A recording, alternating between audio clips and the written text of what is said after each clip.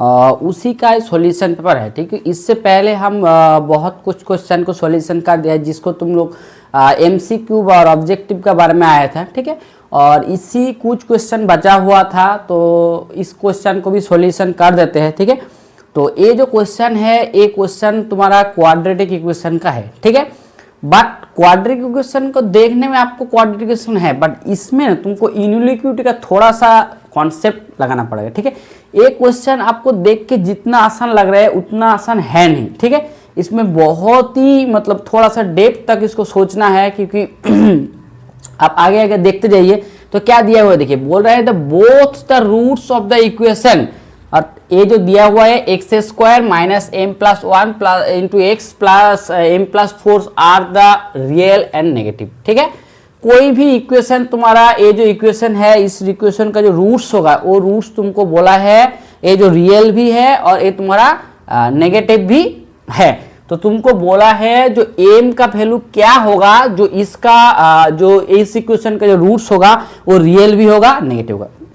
देखिए कोई भी तुम्हारा क्वाड्रेटिक इक्वेशन होता है x square plus b x plus C is equal to 0, ये भी तुम्हारा होता है कोई आर्बिटरी क्वाड्रेटिक इक्वेशन। ठीक है, उसका जो हम लोग डिस्क्रिमिनेंट के बारे में जानते हैं जिसको बोलते हैं बी स्क्वायर माइनस 4ac। ठीक है, बी स्क्वायर माइनस 4ac, इसका मान कब तुम्हारा रियल, इसका रूट कब रियल होगा, ये तुम्हारा होता है डिसाइडर फैक्टर।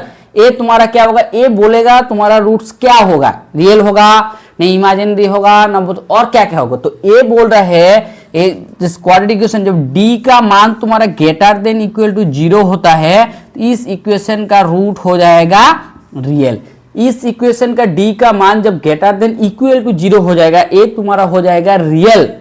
ठीक है, और d का मान जब तुम्हारा लेस देन 0 हो जाएगा ये तुम्हारा हो जाएगा इमेजिनरी, बात जिसको बोलते हो तुम लोग कॉम्प्लेक्स, कॉम्प्लेक्स भी बोल सकते हो, कोई कोई इमेजिनरी भी बोल सकते हो। ठीक है, ये पहला कंडीशन। ठीक है, इसमें बोला है बोथ जब रियल होगा और उसके साथ बोला है नेगेटिव भी होगा। ठीक है, ऐसा आपको डायरेक्ट में नहीं बोला जो कब होगा तो इसको रूट का नेगेटिव होगा। तो चलिए इसका जो पहले हम लोग इसका जो कंडीशन होगा डिस्क्रिमिनेंट, इसका डिस्क्रिमिनेंट निकाल लेते हैं। इसका डिस्क्रिमिनेंट क्या होगा, बी स्क्वायर, मतलब इसका वैल्यू ये तुम्हारा माइनस ऑफ एम प्लस 1 तर whole square b square minus 4, a का मान 1 है और सी का मान हो जाएगा एम प्लस 4, इसका मान हमेशा ग्रेटर इक्वल टू 0 होगा। पहला कंडीशन जब रूट तुम्हारा रियल होगा। तो इसको हम लोग डिराइव कर लेते हैं, इसको डिराइव करेंगे तो क्या होगा, ए हो जाएगा m प्लस 1 तर स्क्वायर मतलब m square plus 2m plus 1, इसको हम लोग डिवाइड करेंगे, ए तुम्हारा हो जाएगा 4 of m minus 16, a greater than equal to 0। ठीक है, इसको और कैलकुलेशन करेंगे तो तुम्हारा आएगा m स्क्वायर, ए 2m और ए माइनस 4m, ए तुम्हारा हो जाएगा माइनस ऑफ 2 ऑफ m और यहाँ पर ए हो जाएगा minus of 15 greater equal to 0। इसको तोड़ेंगे ए तुम्हारा होगा, ए तुम्हारा हो जाएगा, किसको तोड़ेंगे तो क्या होगा बोलो तो, ए तुम्हारा हो जाएगा m minus 5 into m plus 3 is equal to greater than equal to 0। ठीक है, इसको अलग अलग करेंगे तो ए तुम्हारा हो जाएगा m minus 5 greater equal to 0। ठीक है, और ए को हो जाएगा, इसको देख ए जो कंडीशन होता है ना इस कंडीशन को तुम्हारा रियल नंबर में तभी सेटिस्फाई करेगा m minus 5 greater equal to. ठीक है, इसके बाद आप आइए रियल लाइन के बारे में। रियल लाइन, ठीक है, ये तुम्हारा रियल लाइन है, रियल लाइन में ए तुम्हारा 0 है और देखो ए तुम्हारा 1 2 3 4 5, ए तुम्हारा 5 है। ठीक है, और ए जो ए तुम्हारा माइनस 3 है, माइनस 1 माइनस 2 माइनस 3। ठीक है, यहाँ पर माइनस 4। ए जो कंडीशन है m minus 5 greater equal to 0 और m प्लस 3 लेस इक्वल 0, इस कंडीशन को सेटिस्फाई करेगा तभी करेगा तो जब तुम्हारा ए जो देखो m माइनस 5 ग्रेटर है, जब m से ज्यादा होगा, मतलब जब तुम्हारा इधर साइड होगा और m माइनस ऑफ 3 हो जाएगा इधर साइड, इधर साइड जब ये दोनों कंडीशन जब हो जाएगा इस साइड हो जाएगा ये वाला और जब इस साइड हो जाएगा तब तुम्हारा ए जो इक्वल टू है इक्वल टू तुम्हारा ग्रेटर देन इक्वल टू 0 हो जाएगा। तो इसको इक्वेशन हम लोग क्या लिखेंगे, तो इससे इधर साइड मतलब तुम्हारा हो जाएगा माइनस इन्फिनिटिव तो माइनस 3। ठीक है, यूनियन और ऐसे तुम्हारा हो जाएगा 5 कोमा इन्फिनिटिव। जब इस रेंज का अंदर में रहेगा, इस m का वैल्यू जब इस अंदर का रहेगा तब तुम्हारा इक्वेशन का रूट हो जाएगा रियल। एस जब m का इक्वेशन a हो जाएगा ऐसे। बट इसमें और एक ट्विस्ट दिया हुआ है। क्या दिया हुआ है? जो m का मान तुम्हारा नेगेटिव भी होगा। देखो क्लियरली दिया हुआ है जो m इज भी नेगेटिव, मतलब m का मान नेगेटिव भी, मतलब रूट्स का मान नेगेटिव भी होगा। ठीक है, तो देखो कोई भी रूट्स तुम्हारा जब नेगेटिव होगा ना, मान के चलो ये जो दोनों इक्वेशन का जो रूट होता है, कोई भी रूट तुम्हारा जब इक्वेशन, मान के चलो दोनों रूट जो है, ठीक है, दोनों रूट जब ए तुम्हारा नेगेटिव होगा, अल्फा और बीटा दोनों रूट जब नेगेटिव होगा, ठीक है, ए भी तुम्हारा नेगेटिव, ए भी नेगेटिव, तो देखो सम ऑफ अल्फा प्लस बीटा भी तुम्हारा क्या होगा? ए नेगेटिव होगा। क्लियरली आप समझ लीजिए, जब भी तुम्हारा अल्फा भी नेगेटिव और मतलब दोनों रूट नेगेटिव, तब दोनों रूट का हम सम करेंगे तो ए तुम्हारा नेगेटिव हो जाए, और दोनों रूट का जब प्रोडक्ट करेंगे अल्फा इंटू बीटा, ए माइनस और ए माइनस में क्या हो जाएगा? ए तुम्हारा हो जाएगा पॉजिटिव। देखिए ये बात को तुमको क्लियरली समझ लेना चाहिए, जो भी कोनो दोनों रूट होगा, जब भी तुम्हारा दोनों रूट नेगेटिव होगा तो अल्फा प्लस बीटा का वैल्यू तुम्हारा नेगेटिव हो जाएगा, क्योंकि दोनों रूट का सम, और दोनों रूट का जो प्रोडक्ट होगा अल्फा इंटू बीटा, ये तुम्हारा क्या हो जाएगा? क्योंकि माइनस में और माइनस में क्या हो जाएगा? तुम्हारा पॉजिटिव हो जाएगा। ठीक है, तो देखो ये जो इक्वेशन है, दोनों रूट का सम के बारे में हम लोग क्या जानते हैं? हम लोग जानते हैं कि अल्फा प्लस बीटा का वैल्यू क्या होता है? Minus of B by A. Minus of B by A का वैल्यू तुम्हारा हो जाएगा, यहां पर हो जाएगा minus of M plus one, A minus minus में प्लस हो जाएगा, और अल्फा इंटू बीटा इसका वैल्यू क्या हो जाएगा? इसका वैल्यू हो जाएगा तुम्हारा सी बाई ए तुम्हारा हो जाएगा एम प्लस 4। ठीक है, तो देखो बोथ रूट्स ऑफ जब नेगेटिव है, यहां पर लिख सकते हो बोथ रूट्स और नेगेटिव तब क्या होगा? नेगेटिव जब होगा तब तुम्हारा अल्फा प्लस बीटा का वैल्यू क्या हो जाएगा? लेस देन 0 हो जाएगा, होगा ना? अल्फा प्लस बीटा नेगेटिव हो जाएगा, तो इससे तुम्हारा क्या आ रहा है? इससे तुम्हारा आ रहा है एम प्लस 1 का वैल्यू लेस देन 0, इससे तुम्हारा आ रहा है एम का वैल्यू लेस देन ऑफ -1। ठीक है, इसका मतलब आ रहा है एम का वैल्यू तुम्हारा -1 से छोटा है। -1 से छोटा है मतलब कौन सा रेंज आएगा? एम का वैल्यू -1 से छोटा है मतलब इधर वाला, देखो -1 से छोटा है, तो ठीक है, तो इसको हम लोग लिख सकते हैं -∞, -1। ठीक है, एम का वैल्यू -∞, और जब दोनों रूट्स और यहाँ पर क्या होगा? अल्फा बीटा का वैल्यू क्या होगा? यहाँ पर अल्फा इंटू बीटा का वैल्यू क्या हो जाएगा? पॉजिटिव हो जाएगा। सो अल्फा और बीटा का वैल्यू क्या है? अल्फा और बीटा का वैल्यू तुम्हारा दिया हुआ है एम प्लस 4 ग्रेटर देन 0, इससे तुम्हारा हो जाएगा एम का वैल्यू हो जाएगा -4 से बड़ा है, इसका मतलब तुम लिख सकते हो -4 से बड़ा है। ठीक है, तो -4 से बड़ा है मतलब कौन सा वाला हो जाएगा? -4 से इधर वाला -4 से बड़ा है इस साइड को। ठीक है, तो ए तुम्हारा हो जाएगा -4, ठीक है, आप देख लीजिए तीनों इक्वेशन आप हो गया, पहले रियल वाला हो गया, अब ए जो दोनों कंडीशन है, ए जो दोनों इक्वेशन है, देखो ए बी इक्वेशन है और ए बी जो दोनों इक्वेशन है, तीनों जो इक्वेशन है, तीनों इक्वेशन को हम लोग इंटरसेक्शन करेंगे। देखो ये वाला, देखो ए वाला एक इक्वेशन है, ए वाला, और ए वाला एक इक्वेशन है। चलो इसमें हम रेड कलर में कर देते हैं, इसको रेड कलर में हम लोग कर देते हैं, इसको रेड कर, तो ये तीनों को हम लोग देखो, ये जो तीनों कंडीशन ए पहले रियल का और दोनों रियल, जब ये दोनों के कंडीशन लगाएंगे मतलब दोनों को 5 करेंगे, एक संग इंटरसेक्शन करेंगे, तो तुम्हारा आ जाएगा ए वाला रीजन। देखो क्लियरली तुम ए वाला रीजन को जब इंटरसेक्शन करेंगे तो तुम्हारा ए वाला रीजन होगा। ठीक है, जहां पर तुम्हारा -4 को छोड़ना है, क्योंकि -4 का है, तो तीनों को जब इंटरसेक्शन करेंगे, इस तीनों को लेके इंटरसेक्शन करेंगे तो तुम्हारा हो जाएगा, यहाँ पर देखो ए हो जाएगा -4 क्लोज ऑफ 3, ए हो जाएगा तीनों के इक्वेशन। मतलब तुम्हारा ए जो रूट्स है, ए रूट्स तुम्हारा नेगेटिव भी होगा और रियल भी होगा। जब तुम्हारा ए जो कंडीशन है -4, 3 कंडीशन में एम तुम्हारा लाई करेगा, तब तुम्हारा वैल्यू नेगेटिव भी हो जाएगा और रियल भी हो जाएगा। सो तुम्हारा ए हो जाएगा, तुम्हारा ऑप्शन बी हो जाएगा तुम्हारा इसका आंसर। ठीक है, ए हो जाएगा तुम्हारा ऑप्शन बी हो जाएगा इसका आंसर, नेगेटिव भी होगा और रियल भी होगा। ठीक है, थोड़ा सा कॉन्सेप्ट लगाना था। चलते हैं नेक्स्ट क्वेश्चन की तरफ, क्योंकि आसानी से आपको क्वेश्चन नहीं दिया जो सिर्फ रियल नंबर बोलिए, रियल रूट्स रियल होगा तो क्या होगा, इसमें थोड़ा सा ट्विस्ट भी दिया था क्योंकि हर रूट इसका नेगेटिव भी होना पड़ा, वो वाला कॉन्सेप्ट तुमको सोचना होगा, जो दोनों रूट को नेगेटिव करेंगे तो ये तुम्हारा नेगेटिव ही होता है। ठीक है, देखिए एक क्वेश्चन बहुत अच्छा क्वेश्चन है, ये बोल रहा है ट्रिगोनोमेट्रिक है, pi x less than 3 pi, ठीक है, less than 3 pi, and sine of x is equal to -3/5, ठीक है, देन वैल्यू, देन क्या बोला है, cos of x is equal to क्या होगा। आपको ऑप्शन में बोला है 3/4, बी में बोला है 4/5, सी में बोला है -3/4 और डी में बोला है -4/5। ठीक है, ये देखिए ये क्या बोला है, x बिलोंग्स कर रहे हैं पाई से 3π/2 का अंदर में, और साइन x का वैल्यू दिया है -3/5 और तुमको निकालने के लिए बोले cos x।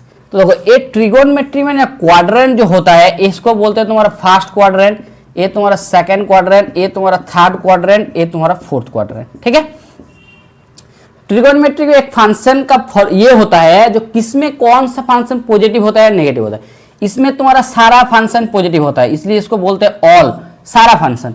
इसमें तुम्हारा साइन और कोसेक सिर्फ पॉजिटिव, बाकी सब नेगेटिव हो जाएगा। और थर्ड में होता है टेन और उसका ऑपोजिट फंक्शन कॉट, और इसमें होता है कॉस और इसमें होता है सेक। ठीक है, पहले देखिए पाई एक्स बिलोंग कर रहा है पाई से 3 पाई, मतलब ये तुम्हारा 0 से π/2, ये तुम्हारा π/2, ठीक है, ये तुम्हारा पाई, ये तुम्हारा 3π/2, ये तुम्हारा हो जाएगा 2 पाई। मतलब क्लियरली तुम बोल सकते हो x बिलोंग्स को पाई टू 3π/2, इसका मतलब है ये लाई कर रहे हैं थर्ड क्वाड्रेंट में, ये तुम्हारा थर्ड क्वाड्रेंट में। ठीक है, और थर्ड क्वाड्रेंट में सिर्फ tan थीटा और cot थीटा दोनों पॉजिटिव है, अदरवाइज बाकी जो फंक्शन है तुम्हारा सारा नेगेटिव। इसलिए देखो तुम्हारा साइन एक्स का मान दिया हुआ है -3, माइनस क्यों आया, क्यों एक्स का वैल्यू लाई कर रहे हैं थर्ड क्वाड्रेंट में। ठीक है, एक्स का वैल्यू तुम्हारा सेकंड क्वाड्रेंट में लाई करते हैं ना, इसके π/2 से पाई का अंदर में होता तो साइन एक्स का वैल्यू तुम्हारा पॉजिटिव हो जाता है। ठीक है, तो इसमें तुमको बोला है साइन एक्स का value -3/5। Cos of x, cos x देखो थर्ड क्वाड्रेंट में क्या होता है, ये देखो कॉस ऑफ कॉस फंक्शन तुम्हारा थर्ड क्वाड्रेंट में क्या होता है, कॉस फंक्शन तुम्हारा थर्ड क्वाड्रेंट भी नेगेटिव हो जाता है। ठीक है, कॉस क्वाड्रेंट में थर्ड क्वाड्रेंट में भी नेगेटिव। तो चलो साइन एक्स का जैसे फॉर्मूला हम लोग निकालते हैं, साइन एक्स होता है -3/5। जैसे भी तुम क्या बोलेंगे पाइथागोरस फॉर्मूला से भी कर सकते हो, साइन का जो ये होता है परपेंडिकुलर बाय हाइपोटेन्यूज। ठीक है, इससे भी तुम cos x का लिख सकते हो, cos x का लिख सकते हो, जहां पर तुम्हारा बेस का मान हो जाएगा, क्या हो जाएगा बेस का मान, तुम इससे कैलकुलेशन करेंगे तो तुम्हारा 5² - 3², मतलब इससे तुम्हारा 4 आएगा, और cos ऑफ x होता है बेस बटा हाइपोटेन्यूज। ठीक है, बेस का मान होता है तुम्हारा 4 और इसका मान हो जाएगा 5, और यहाँ पर थर्ड क्वाड्रेंट में इसलिए cos ऑफ x का मान हो जाएगा -4/5। सो ये तुम्हारा वैल्यू हो जाएगा, cos ऑफ x का मान हो जाएगा -4/5। सो ऑप्शन डी हो जाएगा यहाँ पर तुम्हारा आंसर, cos ऑफ x का मान हो जाएगा ऑप्शन डी। ठीक है,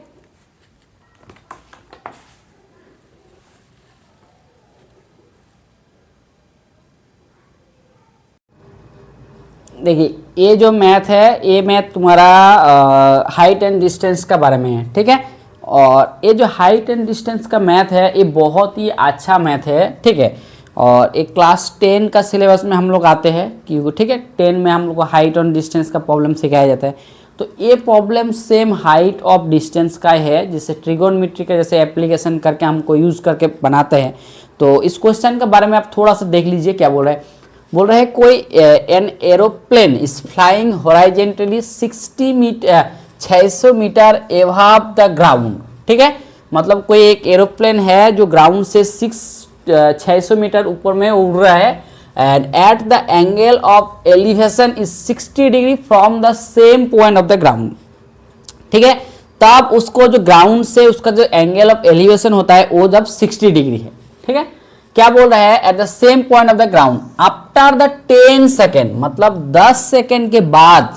ठीक है, तो उसका क्या बोला है, the angle of elevation is 30 degree, मतलब 10 सेकंड के बाद उसका एंगल ऑफ एलिवेशन हो गया 30 डिग्री। ठीक है, तो तुमको निकालने के लिए बोला है the speed of the aeroplane, aeroplane का स्पीड के बारे में तुमको पूछना है। इसमें क्या बोल रहे हैं देखो, ए एक मान के चलो ए कोई एरोप्लेन है, ए 600 मीटर दूरी में है। ठीक है, ये तुम्हारा ग्राउंड से 6 मीटर दूर में। ठीक है, ये तुम्हारा ग्राउंड से 6, हम मान के चल ये तुम्हारा ए ग्राउंड है। ठीक है, इसमें जब एरोप्लेन तुम्हारा है तब तुम्हारा एंगल ऑफ एलिवेशन है 60 डिग्री। ये तुमको पहली बात बोल रहा है, ये तुम्हारा 60 डिग्री है, ये तुम्हारा 600 मीटर है और ये तुम्हारा ये। ठीक है, after 10 second of the ground from the same point of the after the 10 second angle of the elevation, horizontally move कर रहे थे। देखो एक प्लेन ऐसा नहीं है, ये हॉराइजेंटली तुमको मूव करा है। हम मान लिया 10 सेकंड के बाद ए वाला गया है, 10 सेकंड के बाद वो इधर आया है। ठीक है, 10 सेकंड के बाद। ठीक है, तब बोल रहे हैं जो हॉराइजेंटली जो मूव कर रहे हैं, ये तुम्हारा जो एंगल ऑफ एलिवेशन है ये तुम्हारा हो गया 30 डिग्री। ये तुम्हारा हो गया, ये बोल रहे हैं जो एंगल ऑफ एलिवेशन जो कहा हो गया, ये तुम्हारा हो गया 30 डिग्री, मतलब ए वाला एंगल अभी तुम्हारा 30 डिग्री। तो वो बोल रहे हैं तुम्हारा ये जो है, ये जो तुम्हारा हॉराइजेंटली, ये जो एक पॉइंट हम लोग नाम दे देते हैं, ये तुम्हारा 600 है। तो ए भी तुम्हारा क्या होगा, ए भी तुम्हारा 600 है, हम नाम दे देते हैं। चलो ए है, इसका बी है, इसका सी, ठीक है, इसका डी, इसका ई। वो क्या बोल रहे हैं देखो, ये पहली बात बोल रहे हैं जो जब वो ग्राउंड से मूव कर रहे हैं, ए इसका हाइट 600 मीटर है और यह पर क्लियरली तुमको लिखा हुआ है वो हॉराइजेंटली मूव कर रहे हैं। ऐसा नहीं है तुम उसका टेढ़ा बेका कर चल रहा है, वो तुमको हॉराइजेंटली ही जा रहा है। ठीक है, उससे कोई दिक्कत नहीं है इसमें। तब तुम्हारा जब यहाँ पर था तुम्हारा एंगल ऑफ एलिवेशन था 60 डिग्री, आफ्टर 10 सेकंड के बाद इसका एंगल ऑफ एलिवेशन हो गया 30 डिग्री। ठीक है, इसको थोड़ा सा पिक्चर को अच्छे से देखो, इस तरफ है। ठीक है, तो देखो ये जो तुम्हारा है, ये तुम्हारा है 90 डिग्री, हम लोग ये तुम्हारा 90 डिग्री क्योंकि बेस ऑफ 90 डिग्री। तो पहले देख लीजिए, हम मान लेते हैं ए से जो बी का दूरी है, ये तुम्हारा मान लेते हैं x1। ठीक है, ए से बी। सो हम लोग क्या लिखते हैं, जो ए जो ट्रायंगल है ए बी डी ट्रायंगल से हम लोग क्या लिख सकते हैं, ए बी डी से हम लोग लिख सकते हैं, ए तुम्हारा बेस है। ठीक है ना, ये तुम्हारा परपेंडिकुलर है, हम लोग लिख सकते हैं जो tan of 60 is equal to तुम्हारा ये जो परपेंडिकुलर है B D divided by base मतलब क्या होगा ए बी। ये पहले लिख सकते हैं। तो tan 60 का मान तुम क्या होगा, tan 60 का मान हो जाएगा √3 और बी डी का मान तुम्हारा दिया हुआ है 600 और ए बी का मान हम मान लिया x1। सो तुमको लिख सकते हो x1 is equal to 600 bye √3। ठीक है, इसको थोड़ा सा सिंप्लीफाई कर लो, ये √3 से √3 मल्टीप्लाई कर लो और यहाँ पर √3 इंटू √3 ये हो जाएगा 3 से ये कटेगा, ये हो जाएगा 200 √3, मतलब x1 का मान हो गया 200 √3। ठीक है, इस बार हम लोग क्या करेंगे, इस बार तो हम लोग इस ट्रायंगल से, इस बार हम ट्राई करेंगे AEC ट्रायंगल। ठीक है, देखो ये तुम्हारा क्या हो जाएगा ट्रायंगल AEC सेम। तब tan ऑफ एलिवेशन एंगल तुम्हारा क्या था tan 30 बराबर क्या हो जाएगा, ये हो जाएगा C of E perpendicular divided by base. इसको हम पूरा समझ लेते हैं, x2 ले लेते पूरा को, ये तुम्हारा AC तुम्हारा को पूरा मान लिया x2, तो ये तुम्हारा हो जाएगा AC divided by CE divided by AC। tan 30 का मान होता है 1/√3 और CEA का तो मान है 60 और AC का मान तुम ले लेते हैं x2। ठीक है, इससे तुम कैलकुलेशन करेंगे तो तुम्हारा आ रहा है x2 इज इक्वल टू 600√3, ये तुम्हारा x2। तो ठीक है, तो ये तुम्हारा x2 का मान आ गया 600√3 और x1 का मान आ गया। तो तुमको क्या निकालने के लिए बोला है, स्पीड निकालने के लिए बोला। और स्पीड इज इक्वल टू क्या जानते हैं हम लोग, क्या जानते हैं बोलो, जो कोई भी ट्रायंगल का जो स्पीड होता है, स्पीड इक्वल टू क्या लिख सकते हैं हम लोग, क्या लिख सकते हैं, स्पीड इज इक्वल टू होता है डिस्टेंस डिवाइडेड बाय क्या होता है टाइम। ठीक है, तो वो 10 सेकंड में टोटल डिस्टेंस कितना होगा, तो देखो 10 सेकंड में टोटल डिस्टेंस क्या होगा, 10 सेकंड में टोटल डिस्टेंस तुम्हारा हो जाएगा x2 माइनस x1, यही तुम्हारा टोटल डिस्टेंस होगा, यही तुम्हारा BC हो जाएगा टोटल डिस्टेंस। तो x2 का मान तुम्हारा क्या था, ये हो जाएगा 6√3 और x1 का मान हो जाएगा 200√3, ये तुम्हारा हो जाएगा 400√3। ये तुम्हारा टोटल डिस्टेंस। सो ये डिस्टेंस का मान बैठाओ और टाइम तुम्हारा क्या दिया हुआ है 400√3 और टाइम तुम्हारा दिया हुआ है 10 सेकेंड, 10 सेकेंड बैठा दो, ये तुम्हारा हो जाएगा 40√3। यहाँ पर तुम्हारा जो सेकेंड होगा तो सेकेंड मीटर पर सेकेंड जो होगा ये तुम्हारा हो जाएगा तुम्हारा इसका स्पीड ऑफ द एरोप्लेन, ये तुम्हारा हो जाएगा 40√3, ये तुम्हारा ऑप्शन डी हो जाएगा इसका आंसर। ठीक है, ये बहुत ही एक अच्छा क्वेश्चन था, हाइट और डिस्टेंस का बारे में है। तुमको थोड़ा सा इसका इमेज को बना लेना होगा और स्पीड बराबर हम लोग जानते हैं डिस्टेंस डिवाइडेड बाय टाइम्स होता है, सिर्फ उसी का फॉर्मूला यूज करना होगा, पूरा मैथ आपका सॉल्व हो जाएगा। ठीक है, बहुत अच्छा क्वेश्चन था ये वाला। ठीक है, चलते हैं नेक्स्ट क्वेश्चन की तरफ। चलो, ये भी बहुत ही अच्छा क्वेश्चन था, हाइट ऑफ डिस्टेंस का क्वेश्चन दिया था। ऐसे नहीं है, तुम लोग ऐसे इसको हो जाएगा, थोड़ा सा तुमको नॉलेज तो होना ही चाहिए, नहीं तो इस मैथ को करने के लिए बहुत ही डिफिकल्टी फेस करना पड़ेगा। ठीक है, इसमें क्या बोल रहा है, देखो इसमें बोल रहा है if x² plus y² is equal to तुमको दिया हुआ है t, क्या दिया हुआ है t plus x² plus y² का मान तुमको दिया हुआ है t plus 1/t, t plus 1/t दिया हुआ है, एंड तुमको दिया हुआ है x का पावर 4 प्लस y का पावर 4 इजिकल टू दिया हुआ है t² प्लस 1/t²। ठीक है, और सच दैट ऐसा दिया हुआ है dy dx का मान तुमको दिया हुआ है x⁴ into y⁴ beta. Then तुमको निकालने के लिए बोला है अल्फा इंटू बीटा क्या होगा। ऑप्शन में बोल रहा है ए हो जाएगा 3, बी में तुमको बोल रहा है 4, सी में बोल रहा है 6 और डी में तुमको बोल रहा है 8। अल्फा बीटा का मान तुम्हारा क्या होगा, यही तुम्हारा क्वेश्चन है। थोड़ा सा अच्छा क्वेश्चन है, डेरिवेटिव के बारे में। ठीक है, तो पहला इक्वेशन तुमको क्या दिया हुआ है, ये देखो, ये तुमको x² plus y² is equal to दिया हुआ है, ये तुम्हारा t-2 होगा। ठीक है, माइनस में दिया हुआ है, ये प्लस में नहीं दिया है, ये तुमको प्लस में नहीं माइनस में दिया है। ठीक है, और ये तुमको माइनस में दिया हुआ है, तो इसको बारे में तो देखो x² प्लस y² बराबर क्या दिया हुआ है, x² प्लस y² बराबर दिया हुआ है t-1/t। ठीक है, दोनों को होल स्क्वायर कर लेते हैं, x² प्लस y² तर whole square equal to t-1/t तर होल स्क्वायर।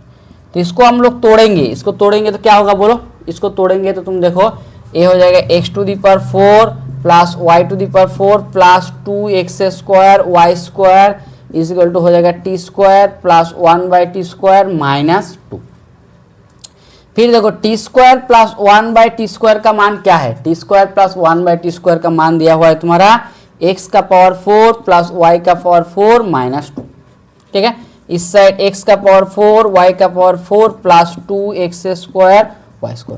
देखो x का पावर 4 कटेगा, y का पावर 4 y का पावर 4 कटेगा। ठीक है, सो यहाँ से भी दो, यहाँ पर हम लिख सकते हैं 2 of x² y² is equal to हो जाएगा -2।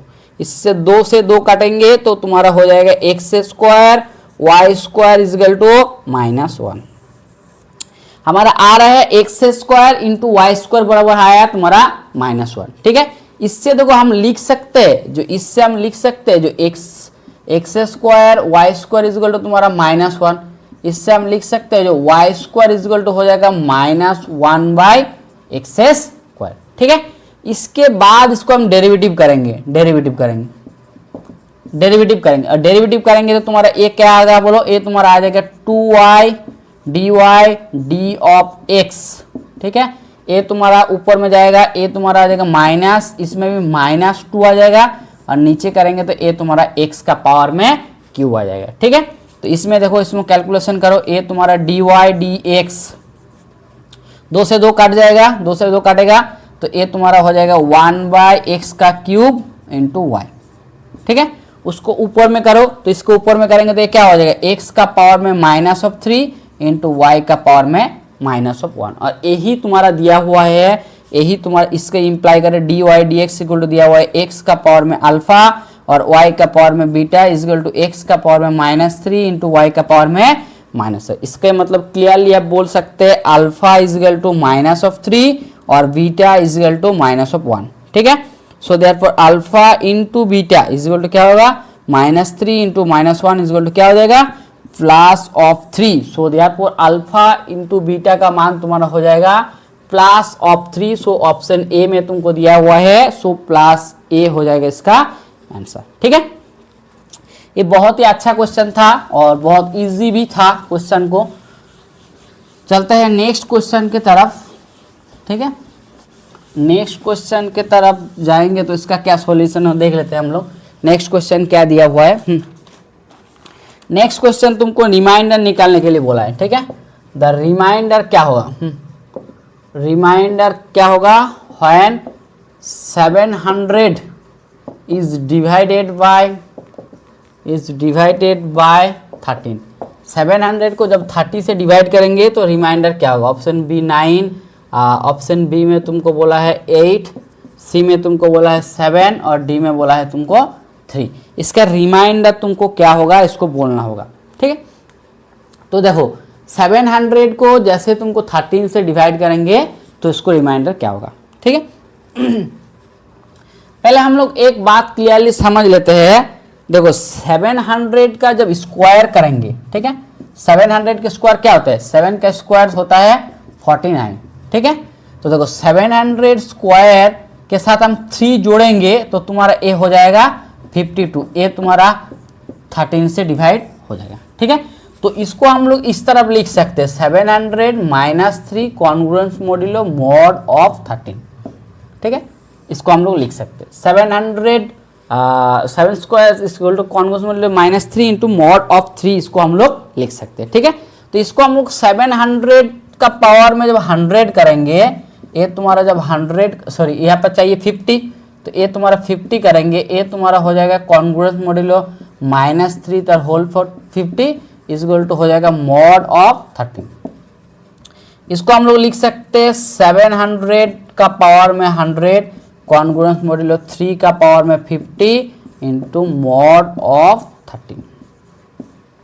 इसको हम लोग लिख सकते हैं। सिर्फ 13 का पावर 3 का पावर में जो 50 का जो कॉन्ग्रुएंस आएगा वही हो जाएगा 700 का पावर। तो क्लियरली यहाँ पर आप देख लेते हैं, ठीक है। देखो 3 का पावर में जब क्यूब करेंगे, 3 का पावर क्यूब क्या हो जाएगा, ए हो जाएगा सॉरी 3 का पावर हो जाएगा 27, ठीक है। 27 से हम लोग 1 घटाएंगे तो ए तुम्हारा क्या होगा 13 से डिविजिबल हो जाएगा, ए होगा और नहीं होगा, ठीक है। तो इस लाइन को हम लोग इस तरफ लिख सकते हैं, इस लाइन को हम लोग इस तरफ लिख सकते हैं। जो 3 का पावर में जो क्यूब होगा ए कॉन्ग्रुएंस मॉड्यूलो 1, ए हो जाएगा तुम्हारा मॉड ऑफ 13, 3 का पावर में क्यूब, ठीक है। तो हम इसका पावर कर सकते हैं 3 का पावर में क्यूब तो उसका पावर में 16 equal to congruence modulo 1 16 equal to हो जाएगा मॉड ऑफ 13। इसको हम लोग लिख सकते हैं। सो इसमें तुम्हारा एक लाइन हो जाएगा 3 का पावर में 48 congruence modulo 1 mod of 13, mod of 13 हम इसको लिख सकते हैं। ये तो तुम्हारा पहला हो गया। इसको तो हमको चाहिए क्या 50 चाहिए, तो इसको हम लोग जोड़ सकते हैं 3 का पावर में 48 इंटू 3 का स्क्वायर कॉन्ग्रुएंस मॉड्यूलो 3 का स्क्वायर मॉड ऑफ 13, ठीक है। तो इसमें हो जाएगा 3 का पावर में 50 कॉन्ग्रुएंस मॉड्यूलो 9 मॉड ऑफ 30, ठीक है। तो देखो ये तुमको क्या बोल रहे हैं, जो 3 का पावर में 50 को हम लोग 13 से डिवाइड करेंगे, ये तुम्हारा रिमाइंडर आएगा 9। मतलब इससे हम लोग लिख सकते हैं भाई, इससे ये तुम्हारा हो जाएगा 700 कॉन्ग्रुएंस मतलब 3 का पावर में 40 क्या होगा, ये हो जाएगा 9 इंटू मॉड ऑफ 13। सो 7 का पावर में 100 को हम लोग 13 से डिवाइड करेंगे तो उसका रिमाइंडर आएगा 9। देखो यहाँ पर ऑप्शन ए में तुम्हारा दिया हुआ है जो 9 आंसर, सो ये तुम्हारा हो जाएगा 9 इसका आंसर, ठीक है। ये इंटीजर के क्वेश्चन के बारे में है, बहुत इस तरफ कर सकते हो तो इंटीजर का क्वेश्चन है, ठीक है। रिमाइंडर के बारे में ये बहुत ही एक अच्छा क्वेश्चन में से है, इंटीजर का रिमाइंडर निकालना का क्वेश्चन है, ठीक है। चलते हैं नेक्स्ट क्वेश्चन की तरफ। देखो नेक्स्ट क्वेश्चन तुमको बहुत ही एलसीएम निकालने के लिए बोला है, एलसीएम ऑफ पॉलिनोमियल। कोई पॉलिनोमियल तुमको दिया हुआ है, इसका एलसीएम निकालने के लिए बोला है। कौन सा पॉलिनोमियल तुमको दिया हुआ है? एक P of x equal to दिया हुआ है x minus 3 into x square plus x minus of t, ठीक है। And q of x is equal to तुम्हारा है x square minus 5 of x plus 6। इसका रिमाइंडर या इसको एलसीएम क्या होगा? पहले ऑप्शन में बोल रहा है x minus 3 into x plus 2, b में तुमको बोल रहा है एक्स माइनस 3, सी में तुमको बोल रहा है एक्स माइनस 3 का तो square into x minus 2 into x minus 1। Option D में तुमको बोल रहा है x minus 1 into x plus 2, ठीक है, into x minus 3 into x minus of 2। ये हो जाएगा तुम्हारा कोई भी पोलिनोमियल है पी एक्स और क्यू एक्स का, दोनों का एलसीएम निकालना, ठीक है। देखो पी एफ एक्स को हम लोग तोड़ते हैं, क्या दिया हुआ है? दिया हुआ है x minus 3 into x square plus x minus 2, ठीक है। इसको हम लोग तोड़ेंगे, ये तुमको तोड़ेंगे, ये तुम्हारा हो जाएगा x square plus 2x minus x minus 2 equal to 0। So इसको तोड़ेंगे तो x माइनस 3, इसको हम लोग लिख सकते हैं x plus 2 into x of minus 2। ये तुम्हारा p ऑफ x हो गया। और q ऑफ x को हम लोग तोड़ेंगे, तुम्हारा क्या दिया हुआ है? X square minus 5x plus 6। इसको हम लोग लिख सकते हैं x minus 2 into x minus 3, ठीक है। तुमको निकालने के लिए बोला है LCM of P of x into Q of x. P of x और क्यू ऑफ एक्स का एलसीएम निकालो। देखो पहले देख लेना है दोनों में कॉमन कौन सा है। कॉमन कौन सा है? पहले x माइनस जो 3 है, तुम देखो क्लियरली x माइनस जो 3 है, ये जो x माइनस 3 है, तुम x माइनस 3 दोनों में है, ए भी है और ए भी तुम्हारे x माइनस 3। तो पहले उसको लिख लो x माइनस 3, ठीक है। उसके बाद जो बचा हुआ है वही तुम्हारा एलसीएम है। देखो x प्लस 2 एक बार है तो लिखो यहाँ को x प्लस 2, ठीक है। फिर x माइनस 1, फिर x माइनस 1 और फिर तुम्हारा बचा हुआ है x माइनस 2। यही तुम्हारा एलसीएम है, ठीक है। और इसमें तुमको मान के चलो जीसीडी निकालने के लिए बोले थे, तो जीसीडी जैसे तुमको बोलेगा दोनों का जो कॉमन है वो दोनों जीसीडी हो जाएगा, तुम्हारा x माइनस 3 हो जाता तुम्हारा जीसीडी, x माइनस 3 हो जाता इसका। सो इसका एलसीएम तुमको देखो ऑप्शन डी में दिया हुआ है x minus 1, x minus 2, x plus 2, x minus 3। सो ये तुम्हारा हो जाएगा ऑप्शन जो डी नंबर हो जाएगा, ऑप्शन डी हो जाएगा इसका आंसर, ठीक है। बहुत अच्छा क्वेश्चन है, एलसीएम का बारे में दिया था। इसके बाद चलो नेक्स्ट क्वेश्चन में आते हैं हम लोग।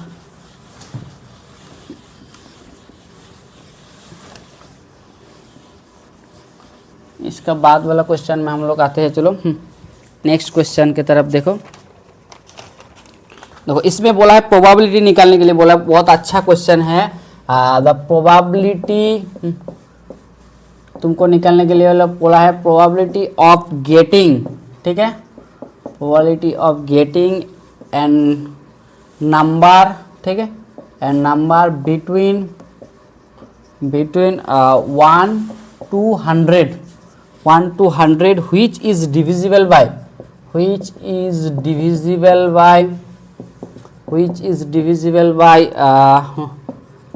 1 and itself। ऑप्शन में तुमको बोला है 1/4, ऑप्शन बी में तुमको बोला है 2/7, सी में बोला है 5/14, डी में तुमको बोला है 25/19। क्या बोल रहा है? तुमको प्रोबेबिलिटी निकालने के लिए बोला है, द प्रोबेबिलिटी निकालो the getting and number between 1 to 100। एक से बिटवीन तुमको बोला है बिटवीन 1 to 100, 1 to 100 मतलब 1 से 100 का बीच में, 1 से 100 का बीच में टोटल नंबर कितना है? बिटवीन 1 से 100, इसका बीच का, इसका मतलब है टोटल नंबर है तुम्हारे पास 98। 1 और 100 छोड़ के बिटवीन, इस दोनों का बीच में जितना नंबर है तो उसको बोले, ये तुम्हारा टोटल नंबर है 98। उसमें बोल रहे हैं which is the divisible by 1 on itself. देखिए ये तुम लोग अच्छे से जानते हैं प्राइम नंबर का बारे में, ठीक है। प्राइम नंबर एक ऐसा नंबर है जो इसका सिर्फ only and one and only 2 he divisor रहता है। वो डिवाइजर क्या होता है? सिर्फ 1 और इटसेल्फ, ठीक है। इसका मतलब क्लियरली आपको डायरेक्ट ए प्राइम नंबर बोल के लिख दिया, जो ऐसा डिवाइजर तुमको बोलना है जिसका सिर्फ 1 ही है और खुद है। जैसे हम तुमको दिखाते हैं 3 का डिवाइजर 2 ही है, 1 और 3। 5 इसका डिवाइजर 1 और 5। 7 इसका डिवाइजर 1 और 7। मतलब यहाँ पर सीधा सीधा क्लियरली करना चाहते हैं जो कितना प्राइम नंबर है तुम उसको बोलो, बस वही तुम्हारा है। तो इसमें तुमको ऐसा प्राइम नंबर 1 और इटसेल्फ पे डिवाइड करेगा, तुमको इसको निकालना होगा। 2 3 5 7 11 13, ठीक है। उसका 17 19, ठीक है, 23, इस तरह तुमको सारा नंबर को लिखना होगा।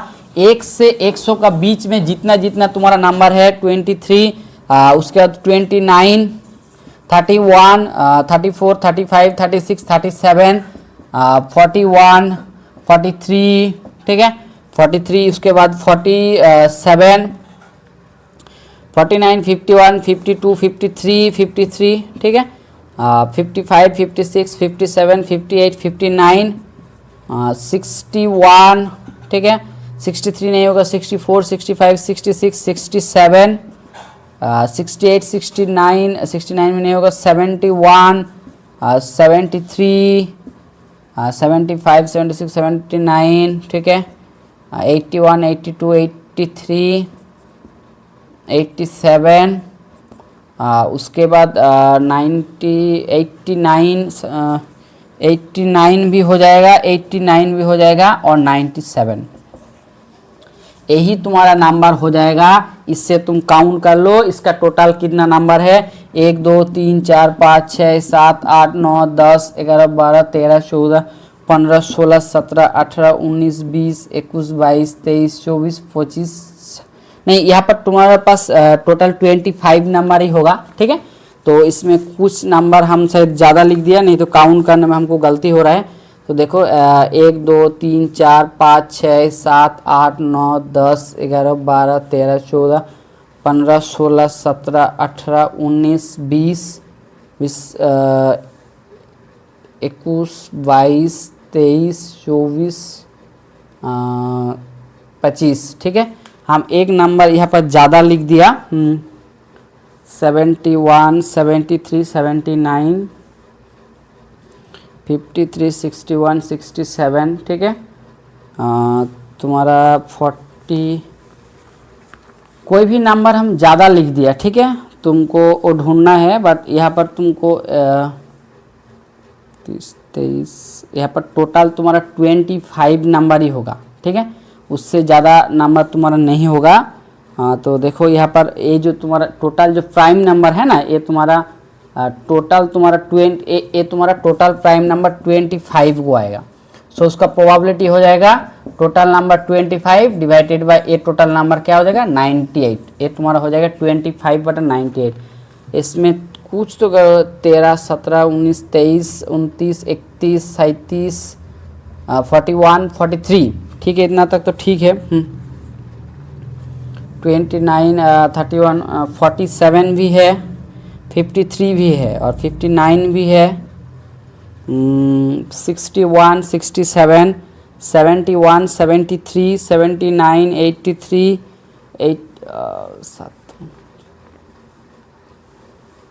कुछ एक नंबर नहीं होगा, नहीं तो हमको 17 20, ठीक है।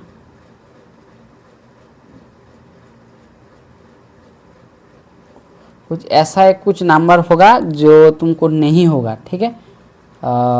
एक तो थोड़ा सा ज़्यादा लिख दिया, बट यहाँ पर तुमको ध्यान देने रखना है। 10 15 19 20 21 22 23 24 25, ठीक है। यहाँ पर 25 ही नंबर होगा। यहाँ पर हम एक को प्राइम नंबर को ज़्यादा लिख दिया, ठीक है। हमको एगो प्राइम नंबर कौन सा तुम्हारा ज़्यादा लिख दिया, थोड़ा सा देखना होगा। शायद हमको लग रहा है कोई एक ठो ज़्यादा लिख दिया, ठीक है। ठीक है, एगो हम ज़्यादा लिख दिया, बट उससे एगो तुमको नंबर घटाना है। यहाँ पर टोटल 25 ही नंबर आएगा, ठीक है। तुम लोग काउंट भी कर लेना है, 1 से 98 के बीच में टोटल 25 प्राइम नंबर रहते हैं, ठीक है। तो इसमें हमको एगो नंबर ज़्यादा भी आ रहा है, चलते हैं वो आप लोग काउंट कर लीजिए, जो उसमें 25 ही मैक्सिमम आएगा। नेक्स्ट क्वेश्चन की तरफ चलता है। इसमें देखो एरिया निकालने के लिए बोला है, ये भी बहुत अच्छा क्वेश्चन है। तुमको निकालने के लिए बोला है क्या, द डिफरेंस बिटवीन, ठीक है, difference between outer and inner surface area and inner surface area of outer of inner of 14 centimetre, ठीक है, 14 centimetre of a long cylindrical pipe surface is 14 centimetre. Area क्या बोल रहा है, the difference between the outer and inner surface area of 14 centimeter of a 14 centimeter long cylindrical pipe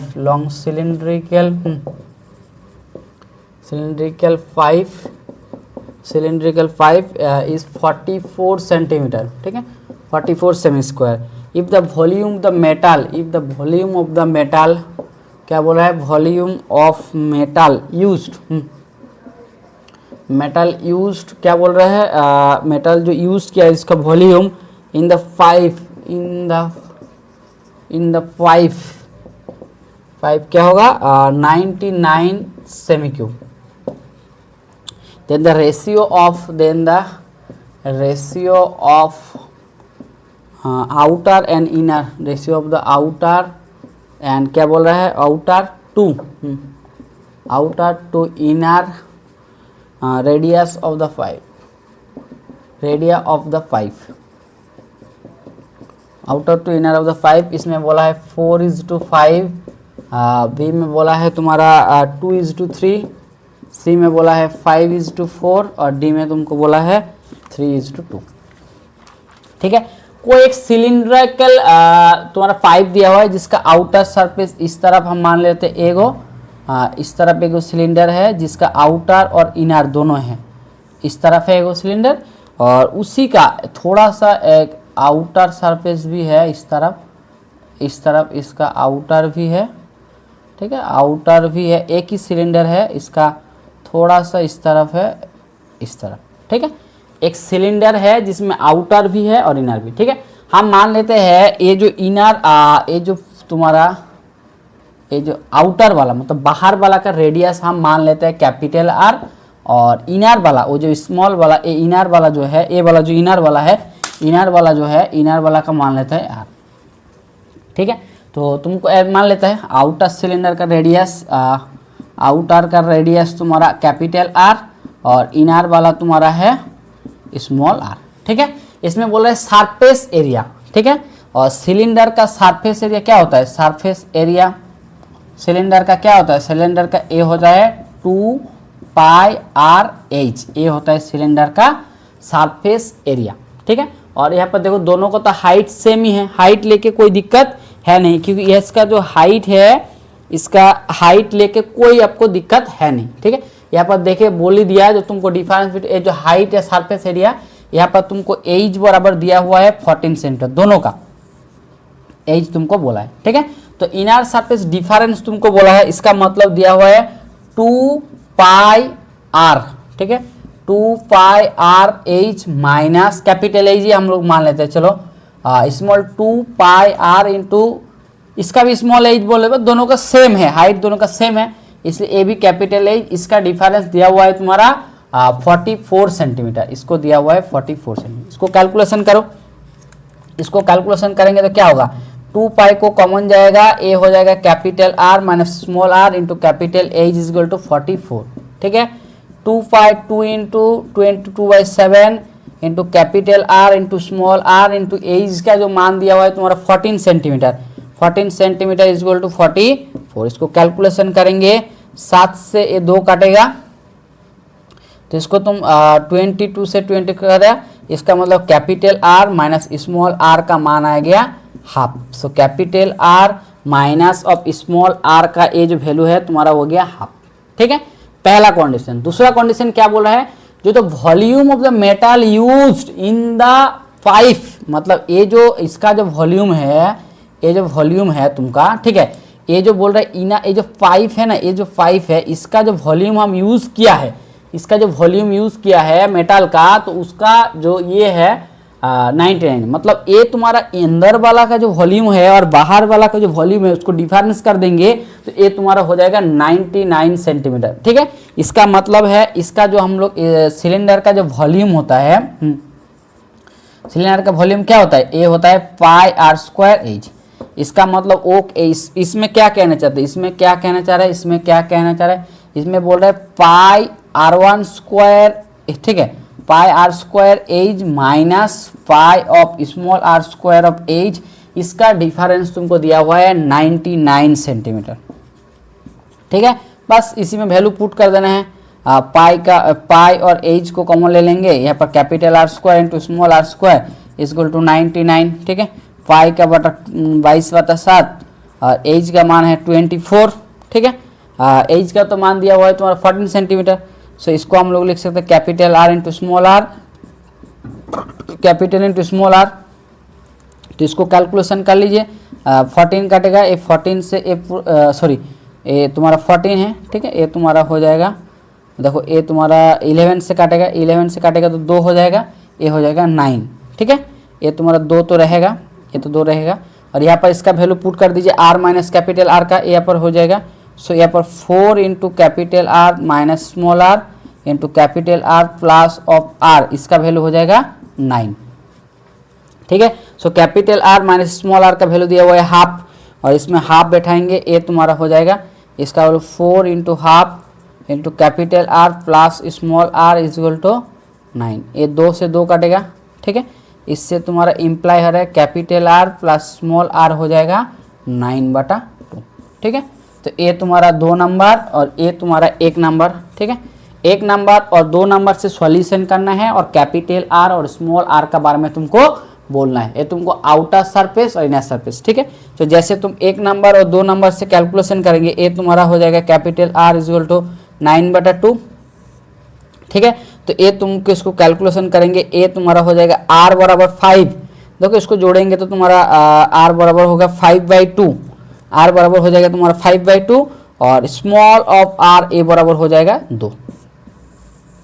ठीक है, तुमको ratio निकालने के लिए बोला है, तो रेशियो क्या होगा, capital R is to small r, इसका मतलब 5/2 इज टू हाफ, इसका मतलब 5 इज टू 4, यही हो जाएगा तुम्हारा कैपिटल R, मतलब inner surface outer surface is to inner radius, मतलब आउटर रेडियस और इनर रेडियस का रेशियो हो जाएगा 5:4, मतलब तुम्हारा हो जाएगा ऑप्शन सी हो जाएगा इसका आंसर। ठीक है, ये थोड़ा सा जियोमेट्री का है और सिलेंडर के बारे में था, थोड़ा सा आपको जानना होगा सिलेंडर का क्या रेडियस होता है, सरफेस एरिया क्या होता है, वॉल्यूम क्या होता है, और इसका मैथ को थोड़ा सा समझ लेंगे तो ये वाला मैथ तुम्हारा आराम से हो जाए।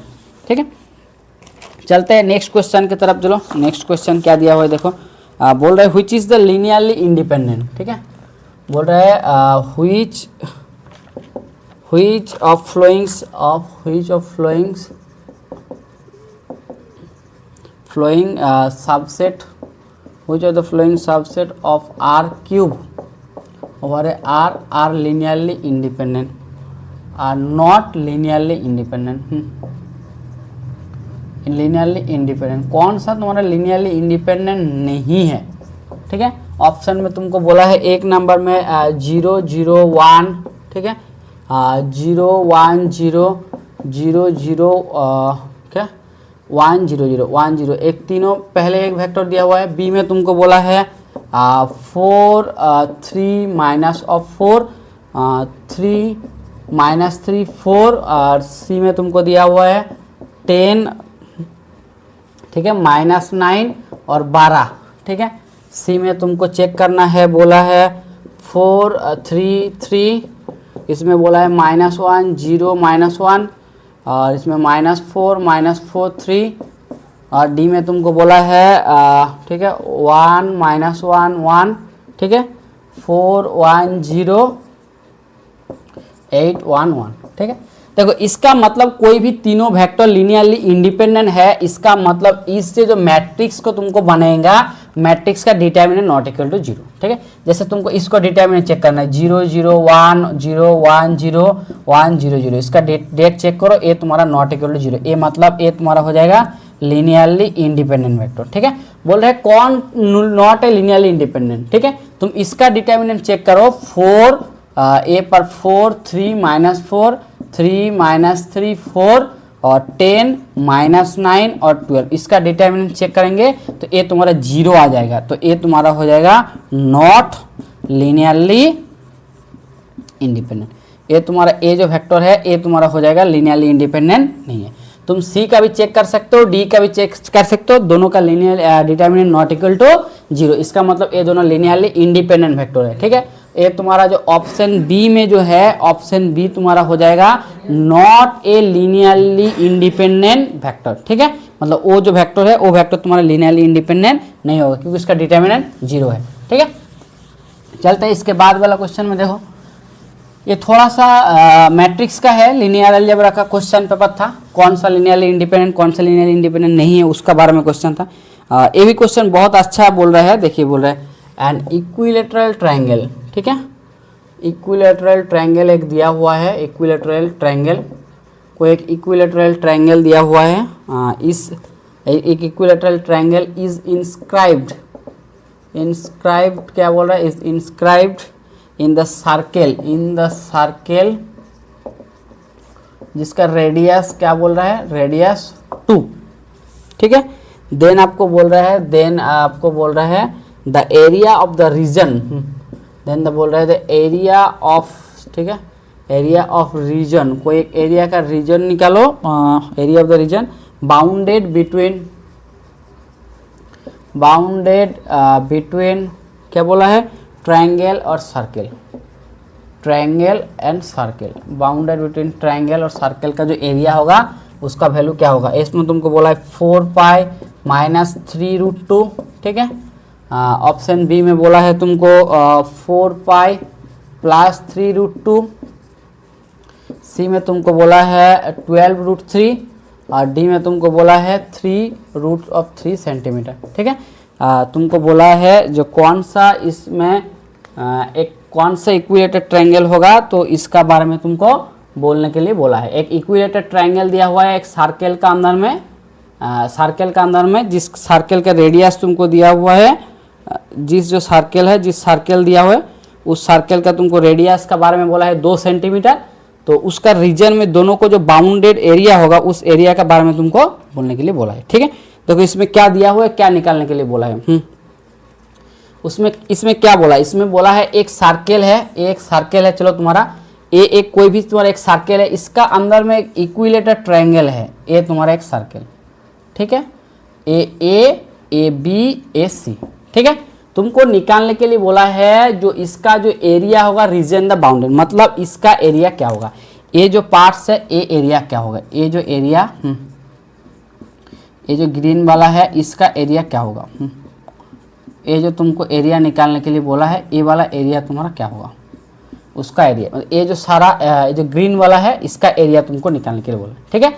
तो ये देखो तुमको सर्कल का हम क्या, सर्कल का एरिया क्या होगा, area of circle, area of circle क्या होता है पाई आर स्क्वायर, ठीक है।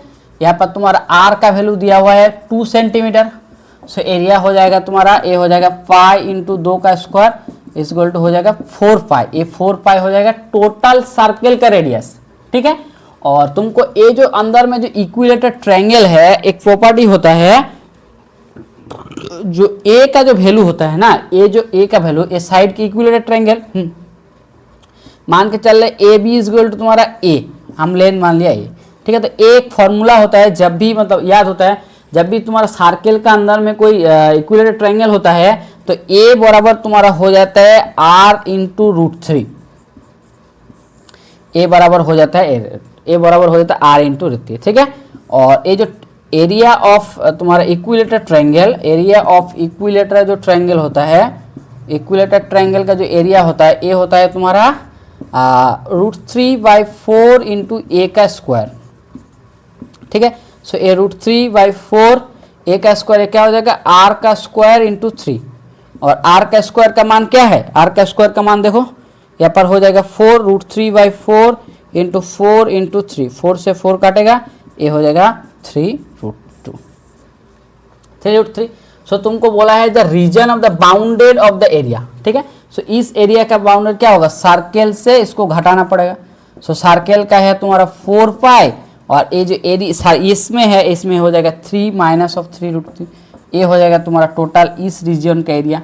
सो ये हो जाएगा तुम्हारा एरिया बाउंडेड बाय दोनों का, जो दोनों का बाउंडेड है, मतलब ए तुम्हारा ऑप्शन नंबर जो ए है, ऑप्शन नंबर ए हो जाएगा इसका आंसर। 4 पाई माइनस 3√3 हो जाएगा इसका area of the equilateral triangle bounded by this curve, ठीक है। चलते हैं इसके बाद वाला क्वेश्चन में।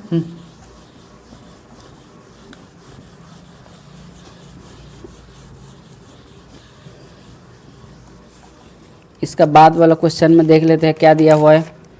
ये भी बहुत अच्छा क्वेश्चन दिया हुआ है, देख लेते हैं। बोल रहा है if a B c are distinct real number, are distinct real number होता है, डिस्टिंक्ट रियल नंबर होता है, ये तुम्हारा रियल नंबर है, ठीक है।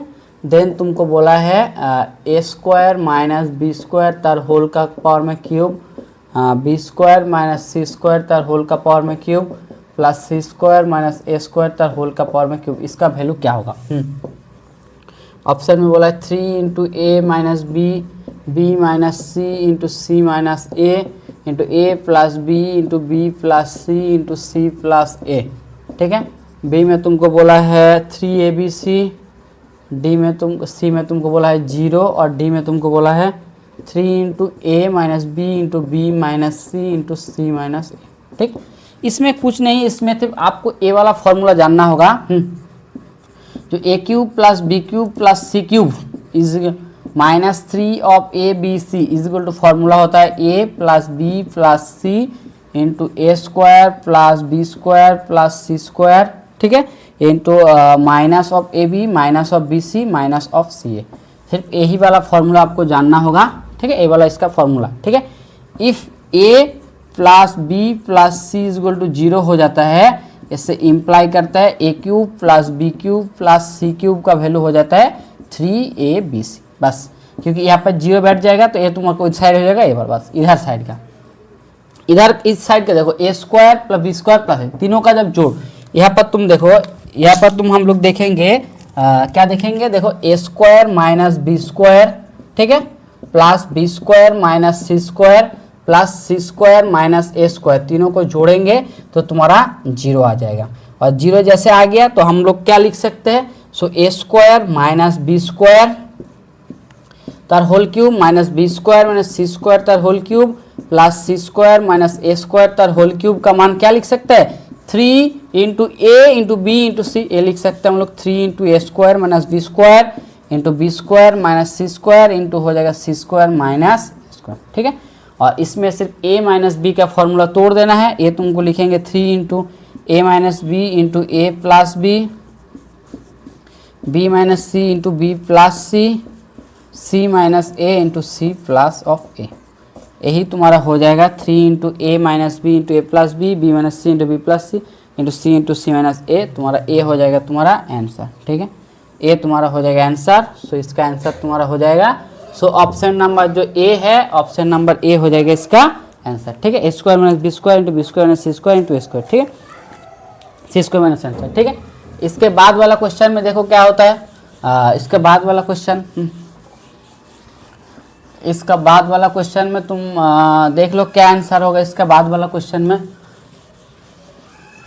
इसमें देखो क्या दिया हुआ है, इसमें तुमको दिया हुआ है 36 में तुम देखो बोला इंटीग्रेशन ऑफ e का पावर में 5 log of x minus e का पावर में 4 ऑफ log ऑफ x, ठीक है, डिवाइडेड बाय e का पावर में 3 of log of x minus e का पावर में 2 into log of x into D x, इसका वैल्यू क्या होगा। तुमको इस इंटीग्रेशन का मान का बारे में बोला है, इस इंटीग्रेशन का मान क्या होगा, ठीक है। देखो ए भी तुमको जानना होगा, ई का पावर में कभी भी हम लोग कोई भी लॉग रखते हैं, मतलब ए इंटू लॉग ऑफ एक्स, ए तुम्हारा हो जाता है एक्स का पावर में ए तुम्हारा एक ई का प्रॉपर्टी है। बस इस प्रॉपर्टी को तुमको जानना होगा, बस इससे तुम्हारा इस मैथ को सॉल्व हो जाएगा। ठीक है, जैसे देखो हमको ई का पावर में 5 ऑफ लॉग एक्स, इसको हम लोग लिख सकते हैं ई का पावर में लॉग ऑफ एक्स का पावर में 5, इससे हम लोग लिख सकते हैं एक्स का पावर में 5। ठीक है, सिमिलरली ई का पावर में 4 ऑफ लॉग एक्स को हम लोग लिख सकते हैं एक्स का पावर में 4। ठीक है, तो इसको हम लोग तोड़ लेते हैं। ये तुम्हारा हो जाएगा एक्स का पावर में 5, ये तुम्हारा हो जाएगा एक्स का पावर में 4, ये तुम्हारा हो जाएगा एक्स का पावर में क्यूब, ये तुम्हारा हो जाएगा एक्स का पावर में स्क्वायर इंटू डी एक्स। ठीक है, इससे हम एक्स टू द पावर 4 को कॉमन लेंगे, ये तुम्हारा आएगा एक्स माइनस 1, यहाँ पर हम लोग एक्स स्क्वायर को कॉमन लेंगे, ये तुम्हारा आएगा एक्स माइनस 1 इंटू इंटीग्रेशन। ठीक है, इसको दोनों को काटेंगे x minus 1 into x minus 1। ठीक है, और इससे भी हम लोग काटेंगे, ये तुम्हारा हो जाएगा x square D x, x square D x को इंटीग्रेशन करेंगे तुम्हारा हो जाएगा एक्स क्यूब प्लस 3 इंटू सी। सो ये तुम्हारा हो जाएगा एक्स क्यूब प्लस 3 प्लस सी, जो ऑप्शन में था उसी ऑप्शन हो जाएगा तुम्हारा आंसर। ठीक है, ये बहुत ही अच्छा क्वेश्चन में था एक ठो।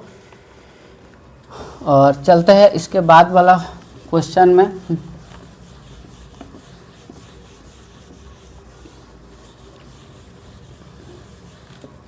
इससे बाद वाला क्वेश्चन में देखो एक कॉमिटी है, जहाँ पर बोल रहे हैं तुमको एक कॉमिटी है। ठीक है, एक कॉमिटी है ऑफ 6 मेंबर। ठीक है, ऑफ 6 मेंबर, एक 6 मेंबर का एक कॉमिटी है। Is to be chosen, is to be chosen मतलब इसको चूज करना है, जहाँ पर तुमको है 10 मैन है एंड 7 वुमेन है। ठीक है, 10 मैन है 7 वुमेन में, सच दैट जैसे ऐसे चूज करना है, इट कॉन्टेंट्स कर रहे हैं at least 3 man and 2 women, 2 women. ठीक है, the number of the way the committee is form. ठीक है, the number of the committee can be form, committee can be form. ऐसा कितना वे हम कमिटी ये करेंगे, यहाँ पर ऑप्शन में 4350, 2120, सी में तुमको बोला 8610 और डी में तुमको बोला है 8520। ठीक है, देखो यहाँ पास तुम्हारे पास है कितना है, टोटल तुम्हारे पास है 10 मैन प्लस 7 वुमेन। ठीक है, इससे तुमको एक 6 को मेंबर चुनना है, 6 को, इसमें 6 मेंबर चूज करना है, 6 में चूज करना, उसमें एटलीस्ट मतलब मिनिमम 3 मैन। ठीक है, इसमें तुमको 3 मैन प्लस 2 वुमेन होना ही चाहिए, ये तुमको ये होना ही चाहिए, ये तुम्हारा एटलीस्ट। ठीक है, तो 6 मेंबर को कैसे चूज कर सकते हैं, तो देखो पहले इसमें देखो 6 मेंबर को एटलीस्ट 3 मेंबर मतलब ये तुम्हारा हो सकते 4 मैन प्लस 2 वुमेन, ये वाला होगा। ठीक है, नहीं तो और होगा 3 मैन प्लस 3 वुमेन, आइदर तुमको 4 मैन 2 वुमेन होगा, नहीं तो 3 मैन 2 वुमेन होगा। तो इस दोनों टाइप से हम चूज कर लेते हैं। ठीक है, इससे तुम चूज करेंगे 4 मैन प्लस 2 वुमेन को, किस तरीके से, ये तुमको होगा 10 से, ये तुम्हारा हो जाएगा 10C4 इंटू 2 वुमेन को हम लिख सकते हैं 7C2। ठीक है, इसको तुम लोग जैसे कैलकुलेशन करेंगे, ये तुम्हारा आएगा जो 10C4 है इंटू 7C2 है, ये तुम्हारा 10C जो 4 होगा, इसमें तुमको इसमें ए हो जाएगा, और इसमें तुम्हारा 3 मैन्स, और इसमें तुम चूज करेंगे 3 मैन और 3 वुमेन को कैसे चूज करेंगे, जैसे इस तरफ है 10 है ना, सो ये तुमको इससे होगा 10C3 इंटू हो जाएगा 7C3। ठीक है, इस दोनों को जोड़ देंगे, सो टोटल ये हो जाएगा तुम्हारा 10C4 इंटू यहाँ पर तुम्हारा हो जाएगा 10C2 इंटू एगो तुम्हारा हो जाएगा, इसमें तुम्हारा हो जाएगा 400, इसमें हो जाएगा 4200। ठीक है, और इसमें हो जाएगा 10C3 इंटू 7C3 में हो जाएगा तुम्हारा, इसमें हो जाएगा 10C3 इंटू 7C। ठीक है ना, इसमें 10C4 7c2 ले लिया और उसमें 10c3 7c3, इसमें तुम्हारा हो जाएगा 4410। दोनों को जोड़ेंगे तो तुम्हारा हो जाएगा 8610 हो जाएगा इसका answer. So total number of the ये हो जाएगा ऑप्शन में 8610 हो जाएगा इसका आंसर। ठीक है, फिर इसके बाद वाला फिर 2 ही क्वेश्चन बचा हुआ था, देख लेते हैं। वो दोनों क्वेश्चन बहुत ही इजी क्वेश्चन में से एक।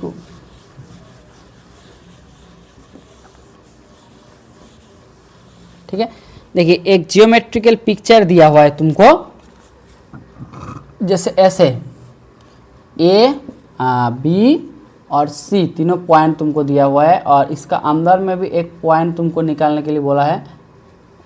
ए एक पॉइंट है, एक पॉइंट। ठीक है, तुमको इसका बारे में तुमको पूछना है। इसका थोड़ा सा और अंदर में घुसा देते हैं। चलो अंदर में और थोड़ा सा घुसा देते हैं, इधर वाला पॉइंट कर लेते हैं। ठीक है, ये वाला, ये वाला। ठीक है, ये वाला थोड़ा सा अच्छे से होगा। ए बी सी तुमको बोला है, ए वाला एंगल क्या होगा बोल रहे हैं, ए वाला x डिग्री, और जिसमें इसको दिया हुआ है 45 और इसको दिया हुआ है 30 और इसको दिया है तुमको 35। तो x का मान तुमको क्या होगा ऑप्शन में बोल रहे हैं। 95 ए में दिया हुआ है, बी में तुमको दिया 110, सी में तुमको दिया हुआ है 85 और डी में तुमको बोला है 120। इस चारों का ऑप्शन में तुमको बोलना है कौन सा। ठीक है, तो देखो इस त्रिभुज को हम लोग तोड़ेंगे इस तरफ, तो दोनों को तोड़ेंगे इस तरफ। ठीक है, तो चलो इस जो पॉइंट है, इस पॉइंट को हम लोग ले लेते हैं डी पॉइंट। ठीक है, तो जैसे इसको तोड़ेंगे, देखो इसको हम लोग जैसे तोड़ेंगे तो ए वाला जो तुम्हारा एंगल है, ए वाला एंगल सी डी ई। ठीक है, सी डी ई, इस एंगल को हम लोग लिख सकते हैं, देखो सी डी एंगल को, ये जो तुम्हारा है a C A D angle plus तुम्हारा इस दोनों का इंटीरियर एंगल का सम है ए सी और d angle, c d e angle को। और हम लोग लिख सकते हैं डी ई बी एंगल को, ई डी बी एंगल को, ई डी बी एंगल को लिख सकते हैं हम लोग। क्या होगा, ई डी एंगल सेम इस तरफ d A B angle, d A B angle plus A B D angle, plus A B D angle. इस दोनों को जोड़ दीजिए। ठीक है, ये तुम्हारा हो जाएगा c d b angle, c d b angle equal to हो जाएगा c d e angle plus e d b angle. इस दोनों को जोड़ लीजिए। इस दोनों को जोड़ेंगे तो तुम्हारा हो जाएगा क्या होगा, C A D angle, C A D angle. ठीक है, C A D angle plus A C D angle, A C D angle plus D A B angle plus A B D angle, A B D angle. तो इस दोनों को जोड़ेंगे तो क्या होगा, डी ए बी। ठीक है, तो इस दोनों को एक साथ में जोड़ लीजिए। देखो इस तरह C A D angle plus D A B angle plus A C D angle plus A B D angle. तो इस एंगल को पूरा को जोड़ेंगे तो ये तुम्हारा पूरा 45 डिग्री। तो इस एंगल का मान 45 degree plus A C D इसका 30 डिग्री प्लस इसका मान क्या है ए बी डी हो जाएगा तुम्हारा 35। तीनों को जोड़ेंगे तो तुमको जोड़ेंगे तो ये तुम्हारा आएगा 110 डिग्री हो जाएगा इसका आंसर। तो ऑप्शन नंबर जो बी है, ऑप्शन नंबर बी हो जाएगा इसका आंसर, 110 डिग्री हो जाएगा इसका आंसर। ठीक है, ये जियोमेट्रिकल कॉन्सेप्ट है, यूक्लिडियन जियोमेट्रिक है जो उसका कॉन्सेप्ट में है इसको। ठीक है,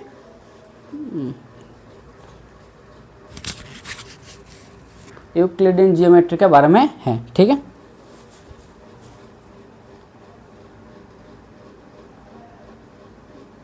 इसके बाद वाला क्वेश्चन में हम लोग देख लेते हैं। लास्ट क्वेश्चन है, जैसे इसमें निकालने के लिए तुमको बोला था जो y इजगल टू ई का पावर में e to the power x, इसका डेरिवेटिव क्या होगा, डी वाई डी एक्स। ठीक है, तो इसका डी वाई डी एक्स का बारे में क्या होगा, देखो डी वाई डी एक्स का बारे में कुछ नहीं, इसका डेरिवेटिव क्या होता है, कोई भी फंक्शन का डेरिवेटिव होता है d y d x is equal to हो जाएगा डी ऑफ ई का power e to the power x d of x। इसका डेरिवेटिव होगा तो हम लोग क्या जाने, e to the power x का जो डेरिवेटिव होता है ये होता है तुम्हारा e का पावर में x। सो इसका डेरिवेटिव हो जाएगा e का पावर में e to the power x into d d x of उसका पावर में जो होगा। E into e to the power x into e to the power x, यही तुम्हारा हो जाएगा इसका आंसर। यही तुमका डेरिवेटिव के बारे में दिया था, ठीक है।